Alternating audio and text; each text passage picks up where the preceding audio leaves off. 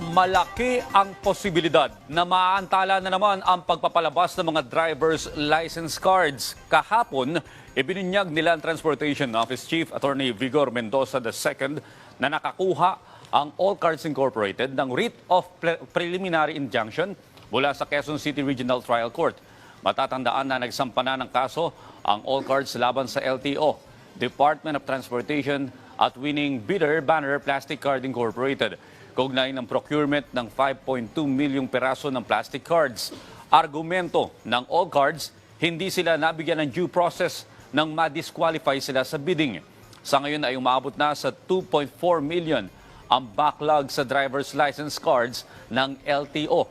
Ayon naman kay Mendoza, posible pa silang mag-release ng mga plastic cards dahil kailangan pa na magbayad ng All Cards ng 6 million bond para maging epektibo ang nasabing writ of preliminary injunction. Ang makikater lang natin for the year ay yung backlog ng Mayo at saka Hunyo. Pati yung current usage, tuloy-tuloy pa naman po yan.